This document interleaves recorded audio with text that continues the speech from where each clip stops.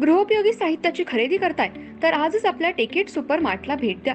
कडधान्य, डाळी, साबण, ब्रँडेड कपडे, शूज, सायकल, कॉस्मेटिक्स हे सर्व मिळण्याचं एकमेव ठिकाण म्हणजेच टेकेट सुपर मार्ट. 5,000चे भरपूर डिस्काउंट. कमीत कमी 4,999च्या खरेदीवर 5 किलोमीटर पर्यंत मोफत घरपोच सेवा. पत्ता पंचवटी चित्रमंदिर जवळ, 332 रोड.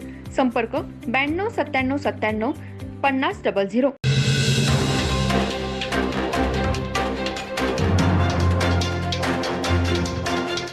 नमस्कार, मी तेजस्विनी मगदूम. एम मराठीमध्ये आपल्या सर्वांचं स्वागत आहे. पाहूया ठळक घडामोडी. ढगफुटीसारखा किंवा अतितीव्र स्वरूपाचा पाऊस आलेला नसताना निव्वळ सरकारी अनास्थेमुळे यावर्षी सांगली, कोल्हापूरमध्ये महापूर येऊन त्यात लोकांचे जीव गेले व नागरिक, शेतकऱ्यांचं मोठं नुकसान झालं. म्हणून आज कृष्णा पंचगंगा संगम घाटावर दोन्ही सरकारांचे श्राद्ध घालण्यात आलं. गेले 10 दिवस शिरोळ तालुक्यात महापुराचं पाणी साचून राहिले. या महापुराचे पाणी उतरावे म्हणून सरकार किंवा तेथील प्रशासन कोणतेही प्रयत्न करताना दिसत नाही. सरकारने आणलेल्या या महापुराने तालुक्यातील नदीकाठची जनता भयभीत झाली.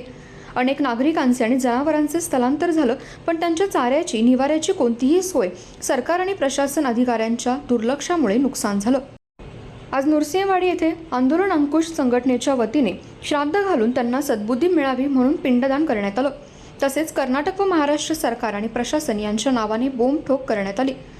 दरम्यान पुराचे पाणी अनेक दिवस उतरलं नसल्याने आपला जीव धोक्यात घालून कामे करू लागल्याने अकिवाटमधील दुर्दैवी घटना घडलेली आहे.